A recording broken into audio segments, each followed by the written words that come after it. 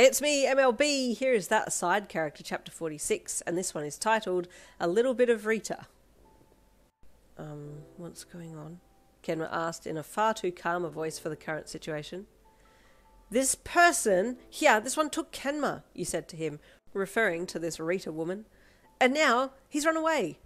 He was stolen by you, Rita seethed again through gritted teeth. How did he get out? Lola asked her. We left the back door open and he just walked out, jumped the fence and was gone, she said. Wait, so you saw him run out the back door and jump the fence? You asked the woman with a dumbfound look on your face. Yes, because you were on the other side calling him to come to you, she said.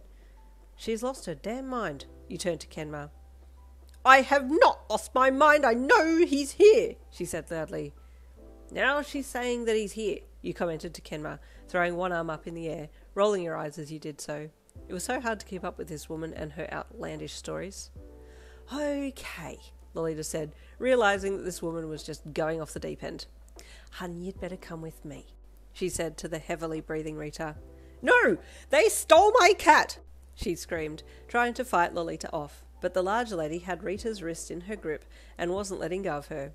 It was a battle by weight now, and Rita, being a lot smaller than the heavily set Lolita, lost terribly and was swiftly removed from the room. Well, I think that's our next mission now, you said with a smile to Kenma. Go and find Kenma. How are we going to find him? Your boyfriend asked. Well, I don't know, but he might have known how to get back to the shelter, so if we check around here, we might find him, you said. He knows my voice, I'm sure of it. We'll just have to keep searching.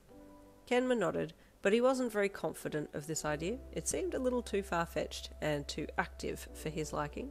But once again, he found himself being dragged along by you, and he once again allowed it, because he liked it when you were happy, and finding Kenma the cat was certainly bringing a smile to your face. Before you and he left for the evening, you made sure all the other cats were safe, and then checked to make sure that the crazy lady had gone, and once you were sure the coast was clear, you snuck up to Lolita at the front desk and presented your plan. Kenma and I, you stated, are going to look for Kenma. I'm sure that he would know how to get back here, so it's just a case of looking around the area, you said to her. She didn't seem too convinced by this plan either, and Kenma could see that she was hiding her true thoughts for the sake of your happiness. Okay, love, you go and have a look around, she said, looking past you to Kenma. Are you going to be with her, sweetness? Kenma nodded. Okay, she said with relief. As long as your boyfriend's with you, then I don't mind you wandering around at this time of night. Try taking some cat food with you, that might help. Oh, good idea, you said.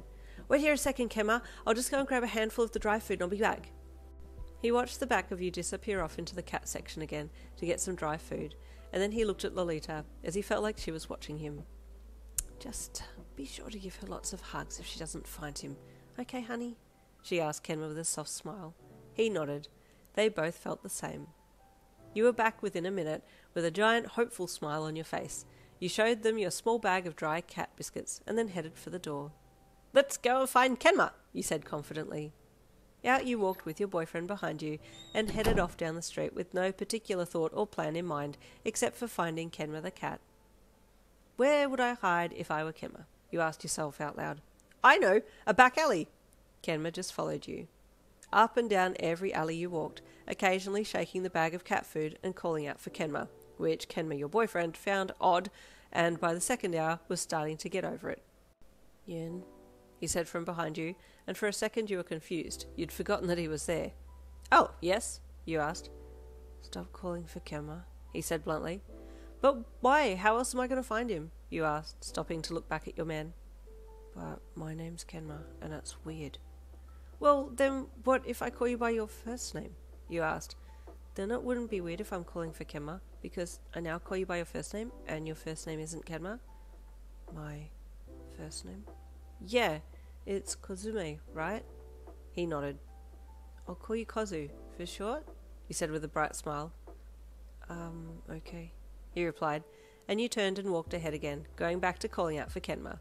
He sighed and pushed his hands into his pockets, and just followed you as you continued your fruitless mission.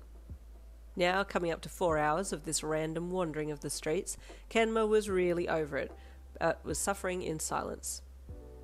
Yin, it's getting late, he finally said when you stopped for 2 seconds to rest. But I haven't found Kenma yet, you said sadly. He was supposed to come running out of the dark and into my arms, and then I'd take him home and we'd live happily ever after. Can happily ever after come tomorrow? Kenma asked. I want to go home. You can go home. I'm going to keep looking for Kenma, you said firmly. But before you could keep walking, Kenma had his arms around you, from behind you, and just held you close. Let me go, Kozu, you said, trying weakly to break out of his hug. You didn't really want him to let you go, but you had to make it look like you were at least attempting to get free. We need to stop for the night, he said softly into your ear. You stopped trying to fight him, and just let your body rest into his. Will he come back? You asked in a small voice, your question almost being lost in the background noises that were still at full volume as the city kept pushing along for the night. I don't know, Kenma replied softly, his words almost being drowned out by a passing car. But he would want you to rest too. Oh, cuddles. Chapter 47 is coming tomorrow. I'll see you then.